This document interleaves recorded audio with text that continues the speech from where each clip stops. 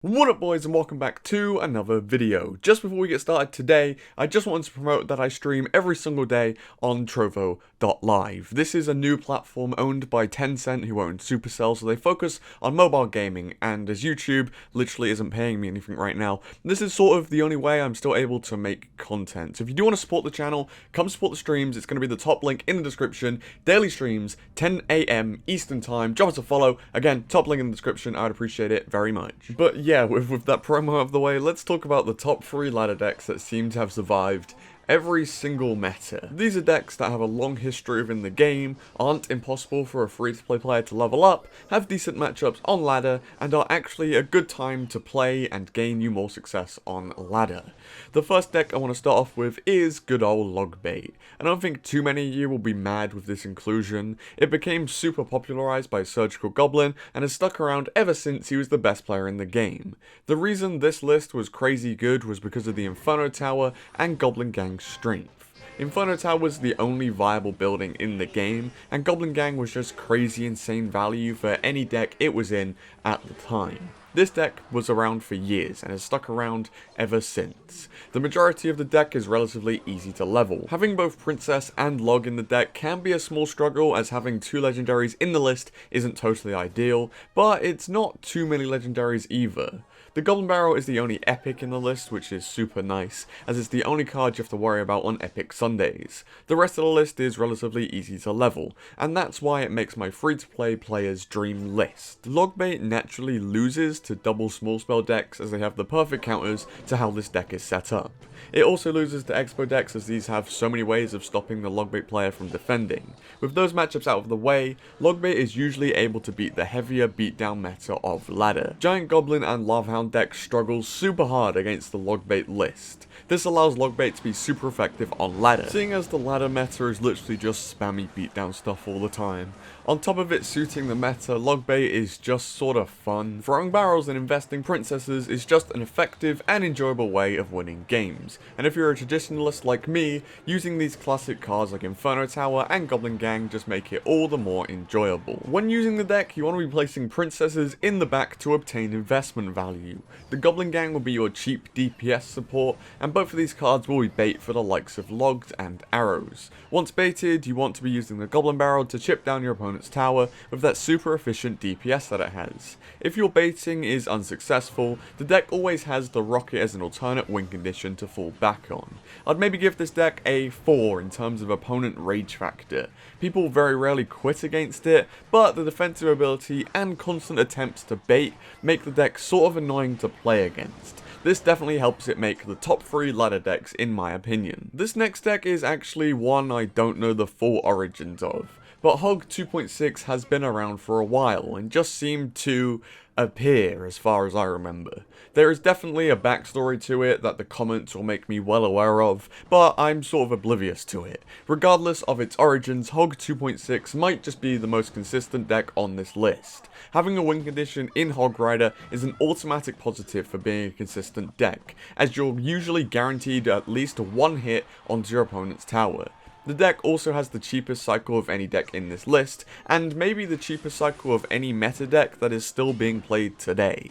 It relies on this fast cycle to outpace opposing decks so that the Hog Rider can avoid Hog Rider counters and get damage. This cycle is super useful, as you only actually need 10 Hog Swings onto the tower to take it down. The cycle on defense means that most games will end 1-0-2, so really you just gotta keep on cycling around until these 10 hits can take a tower down. In terms of leveling this deck, it has 0 epic cards, which helps out a lot.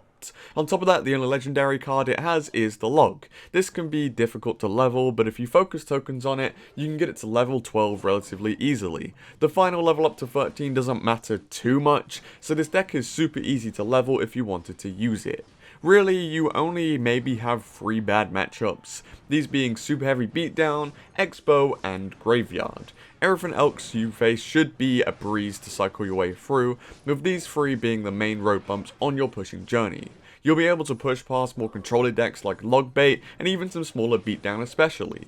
This deck works well on ladder because many ladder decks are slow and heavy, which enables 2.6 to play around them super easily. The hog ride in this deck is obviously the sole win condition, with musket and cannon acting as the sole DPS. The other troops are sort of just in the deck to cycle and defend. The two spells being Fireball and Log are great options for spell cycling when your opponent is countering your hog riders over and over.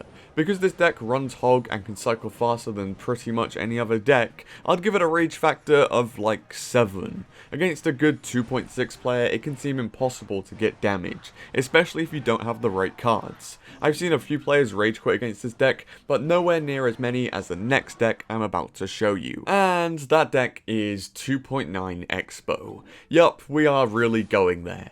Expo has been relegated to this fringe archetype in Clash Royale for a while now. The game design team at Supercell probably made it this way on purpose due to how many people hate it. However, I think it's a great choice for those of you who are in need of a ladder deck. It isn't quite as cheap as 2.6, but it's still super cheap. This allows it a very sturdy defense and the ability to cycle around counters to the Expo. Positive elixir trades are key to this deck, and that's why a lot of the defensive units are super cheap and efficient.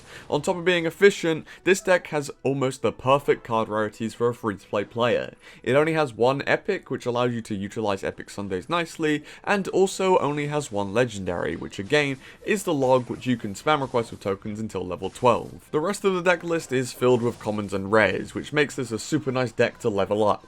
On top of that, it shares 5 cards with the 2.6 deck list, meaning you can totally max out those 5 cards and switch between the two decks depending on which you fancy playing. The only struggles you'll have with Expo 2.9 will be against beatdown. Unfortunately, this is by far the most common deck on ladder. Royal Giant, Giant, and Golem make up a solid amount of the ladder meta, so it might be difficult to grasp the hang of against these more difficult matchups. With that being said, there are a ton of good matchups for this deck. Logbait, Lava Loon, and anything control like 2.6 or Bridge Spam offer you easy wins if you learn how to beat them effectively. Overall, it's not a great deck for the ladder meta, but it is a great deck when you know how to play around those difficult beatdown matchups. In all honesty, I think 2.9 could be one of the most powerful decks this game has ever seen when it's in the hands of a player who knows how to use it effectively. The Expo in this deck is clearly the main win condition here, with Archers and Tesla being the main DPS. The other cards, like in 2.6, are mainly there for good cycle and defense. When you're in a pinch, the Expo can transform into being defensive, with spell cycle becoming the primary win condition. Now, I know a lot of people are going to hate me for including this deck in the list, but honestly, it is one of the best, and for this reason, I'm going to give it a 10 rage factor. The amount of games I've had opponents just quit as soon as I play the Expo is sort of insane. I'd say it's a solid 5% of games where I get a rage quit. And yeah, those are my top 3 most consistent ladder decks that you should be leveling in Clash Royale. I know they were sort of generic, but that was sort of the point in this list. All 3 of those decks are ones that will serve you well for years to come in Clash Royale, which is a super important thing to consider when choosing which card you wish to level up.